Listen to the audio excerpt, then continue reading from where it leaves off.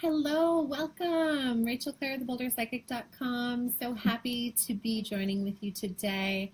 I have not been live in our Facebook group for a few days. I was unable to access. I was unable to come in through my desktop. So I haven't been in. I'm so glad to talk with you today and to share and connect. So today I want to talk about, someone had posted this question. They asked, what do I do? Let's see, their exact words were, when I'm in a healing session or I'm working with someone else, or even if you're not healing and you're just like around a lot of people, what happens if you're taking on someone else's energy quite strongly, right? And so I love this question because if you are an intuitive, an empath, a psychic, a healer, any of these things, a sensitive, open person, you're going to take on other people's energy. You're going to feel them quite strongly. And so what to do about it?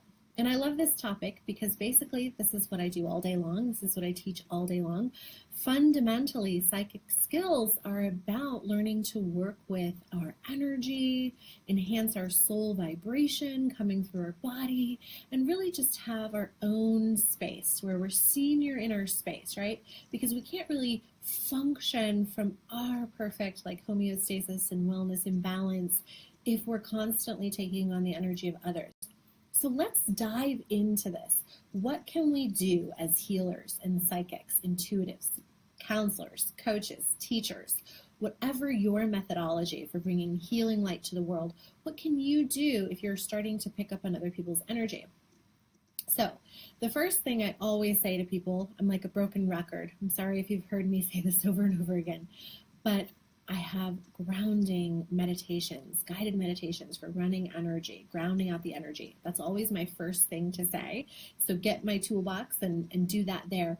But today I also want to share a very quick way, if you don't have time to like sit and ground and run your energy and do all of that clearing, I'm going to share with you this awesome tool from Access Consciousness, and it's called Return to Sender with Consciousness.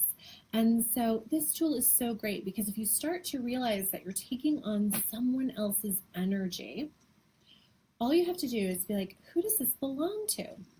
Is this mine? And then if you get that it's not yours, you just say, return to sender with consciousness. And you just send that energy back, and that's it. There's nothing else you need to do. And this tool is so simple, but so profound and so great. I absolutely love it so much because here's the thing. Asking a question is totally transformative. Asking a question shifts us from maybe a mindset of being in conclusion.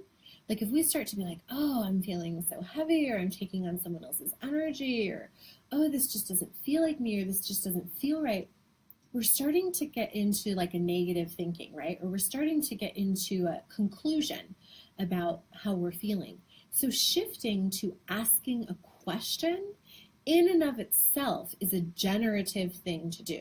So then we ask a question, right? Which opens up a world of possibilities for the universe to actually answer that question for us. And so I love that about asking questions, is that instantaneously it's going to shift your mindset. But the second thing that I love so much about this tool and about asking questions is that you immediately tap into your own awareness. You immediately tap into your own psychic abilities. Asking the question, who does this belong to, is revolutionary. That is profound. Because for so long, many people haven't even asked these questions, right? They haven't even considered that what they're feeling isn't theirs. I mean, honestly, like we're one of the first generations who is really having lots of conversations about energy and what's going on in our internal reality and energy medicine. These weren't really the conversations that our parents or our grandparents were having. You know, they were going through the Depression and World War II and, you know, being a 1950s housewife. They were not asking questions like, I wonder if this energy I'm feeling is mine or not. I mean, they weren't doing that. So I love this question so much because we instantaneously tap into our psychic awareness. If you just ask yourself right now, okay, whatever I've been feeling or struggling with or going through, like, whose is this? Who does this belong to? Is it mine or is it someone else's? And you just trust your instant knowing, your instant first hit. You're using your psychic abilities right there. And then you just say, return to sender with consciousness. And then if you actually are trusting in that you can just intend for the energy to move because of your directive, because of your command, that is powerful psychic stuff. That's what it's all about. It's about energy. It's about working with our energy. And it's about trusting that energy moves and flows and that we can direct our energy. And that all you have to do is intend, right? Working on the ether, working in spirit isn't hard. It's not like, effort. It's not like you have to do all these things exactly correct. It's about intention and attention and energy flow. And it's about getting curious and seeing what we're aware of and then directing that energy. So maybe you've heard me talk about this tool before. Maybe you've never heard this before in your life. Either way, this is a pearl. This is a beautiful tool to use. Who does that belong to? The other thing that I want to say, why I also really teach the grounding and the running energy and the clearing out your auric boundary and the filling in with a gold sun, okay? I teach a step-by-step process for working with your own energy tools is because that's going to help you be present and grounded in your body, which is going to help you have stronger boundaries so that when you're doing healing, you're not going to be as likely to let in other people's energy. Right? You're going to have more of a buffer. So you're not just going to take it on. If you're going into healing sessions and you are not doing any sort of energy work to protect your boundaries or to get grounded and centered, and then you're not doing anything to separate when you're done at the end, then you're going to be taking on people's energy consciously or unconsciously, and you're going to be left with what I like to call a huge bowl of pain. So I'm always really, really the word that's coming to mind is like adamant that healers, quote unquote healers, people who are doing healing work, assisting others to heal, that you have some tools for creating that connection and then creating separation. And that's really, really important. And I teach those steps for free in my Women's Intuition Toolbox. It's like a 4-step process that I teach exactly, have been teaching for years, and they are the best tools I have found. Because if you are streaming your own grace energy, if you're streaming higher soul vibration energy in through your crown and down through your body, and that is where you're sourcing the energy for the space that you're holding in your healing sessions, you're sourced and tapped into the infinite source, right? So that is ongoing forever. You're not going to get depleted. If you are sending healing energy just from your body, if you are sending it just like I send you love and light, and you're like pushing it out towards others from your own vital life force, your own energy without really being plugged in, tuned in, tapped in, turned on, then you're going to feel depleted. Because where is it coming from? Are you actually consciously connected and tapped in? Hi, Christine. Thank you for being here and saying hello. Thanks for joining us. So I'm happy to answer any questions that you have. Type them into the chat. I'd love to chat with you, whatever you're working through. I know, Christine, that you were talking about you do Reiki healing and you're really wanting to get started in your own practice, right? And so this is totally a valuable conversation for you too. It's about getting started, right? Just doing it, starting to offer it, starting to share with people. It's about getting in your own energy space and grounding and running energy and using your own energy tools or using your own Reiki on yourself so that your energy is really in a grounded, centered space, so that where you're coming from is really tuned in, tapped in, turned on, so that you can get that guidance for what steps to take, right? And we only ever need to know our next step, right? But it's also really important. This is another thing I really wanted to talk about, because so often I see that so many women who are struggling to start their business kind of get caught in this place. A lot of times what people say to us is like, just surrender, go with the flow, just trust. And this is something that really kind of gets to me, because in the spiritual world, there's definitely this idea of like, just let go and let God and just trust the universe and go with the flow, right? And that's true up to a point. But God helps those who help themselves. And we're actually required to take action. We can't just like lie in our bed all day and expect that we're going to receive and achieve everything that we want for our lives. So when you decide that there's something you want to create, it's actually really important that you start to look for other people who are doing what you're doing, could be mentors and guides, who you could follow, because oftentimes people have been through what you've been through. So like for myself, I used to be a public school teacher and I did that for over 10 years. And then I wanted to start to branch out and I wanted to be a psychic reader. And so I went to psychic school and then I started my practice while I was still teaching full time. And then I went to part-time teaching and I was still doing my practice pretty much over my kitchen table. And, I was hiring mentors and coaches and I was doing all these things. But you know what, for a long time, what I did is there was a lot sort of in the world of business then that talked about just get a blog, just be consistent, just start, writing, start emailing people, just put your shingle up and just make offers. And all of that is really good, but that's not what actually really advanced me to the next level. Because what I really needed was to hire a coach who could actually tell me what they were doing so I could follow their process and the parts that worked for them that could work for me, that felt like a good fit. And so there is a way to kind of skyrocket what you're doing, and that is to find other people who have been where you are, who have taken the steps, who have actually done it, because when we're wanting to step into our power and we're really wanting to up-level our lives, we're going to come up against a huge layer of resistance. I like to call it a karmic overlay, okay? And the fact of the matter is that A, we can't see our own blind spots. So we don't know what we don't know. And so it's really helpful to have someone who can be a mirror, who can reflect to you, hey, you're sabotaging. Because one of the biggest archetypes that all of us have is the saboteur. And so, what I'm finding with a lot of the women that are finding me and that I'm working with is that many of us are waking up to our gifts and we want to give back in a greater way. We want to share our healing gifts, but we also want to receive money in return. We want to start our businesses. But we have so many conversations, karmic overlays, patterns in our mind telling us it's not spiritual to make money. I should just do this for free. Oh, it's probably not going to work. It's a very artsy thing. Who's ever going to really make money from artsy healing stuff?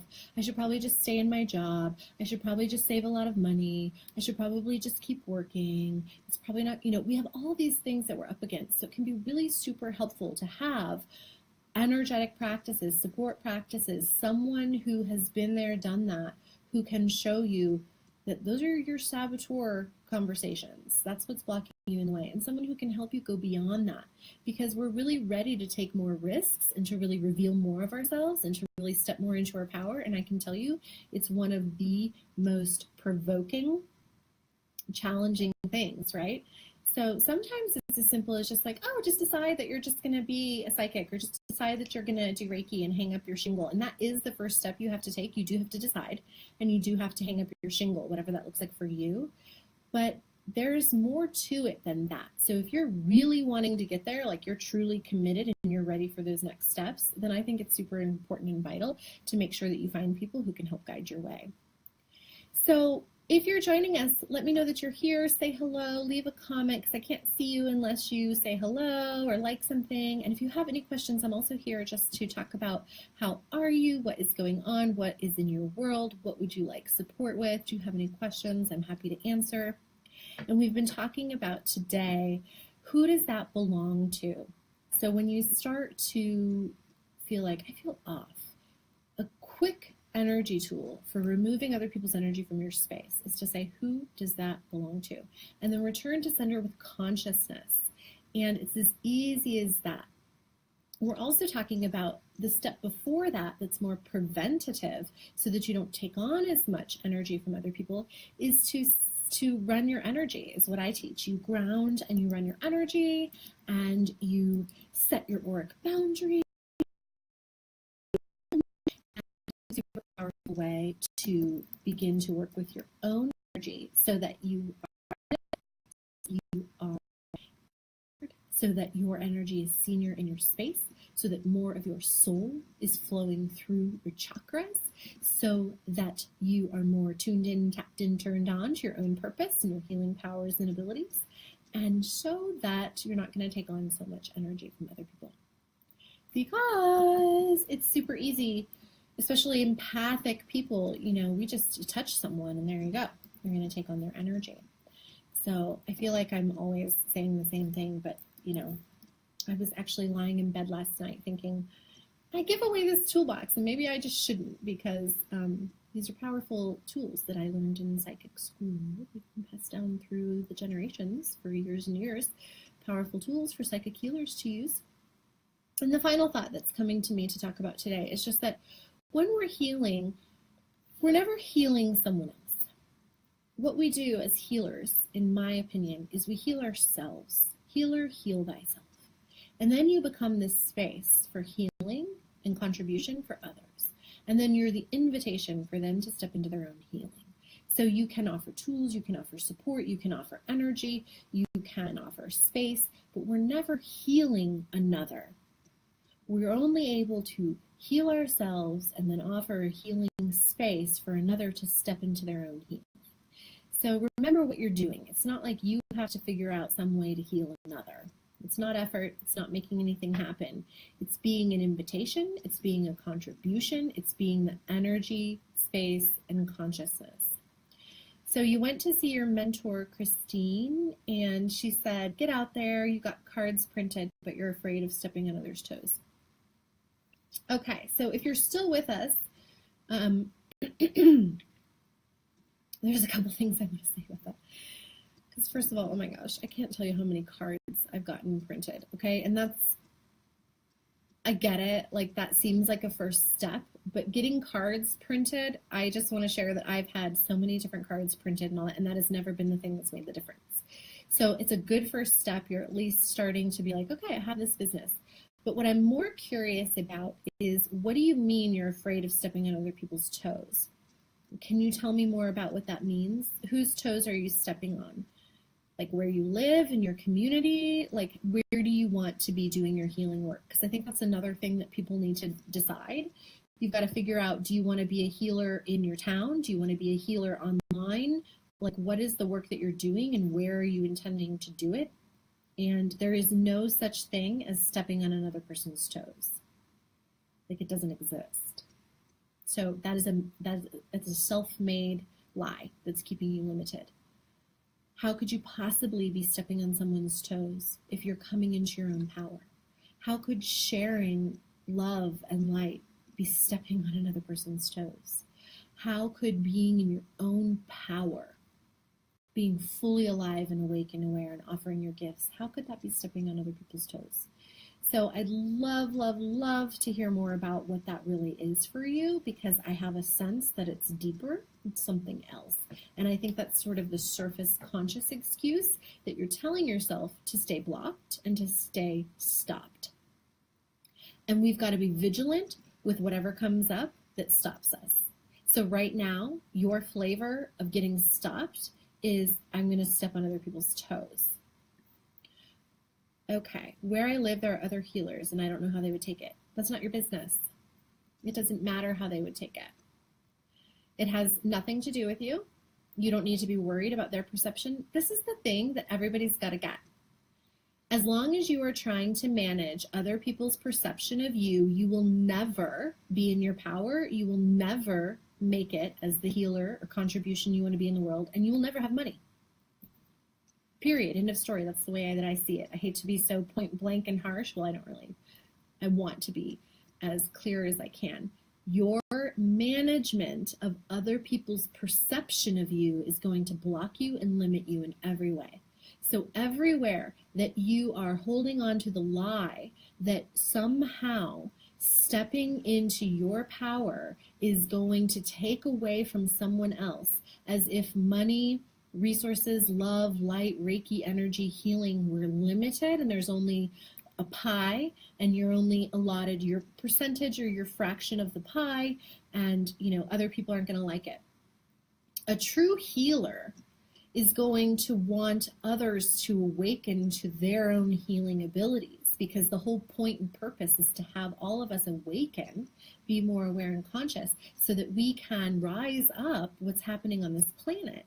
There are murders, terrorism, death, terrible things that we're inflicting upon one another that are unnecessary. I mean, of course, death is necessary, but not the way that we're creating it. And the only way that we are going to get to a world that works for everyone is if we wake up and are conscious and aware and live in our power. And the excuses that we tell ourselves are limiting, and they're of the mind, and they're not true. Okay?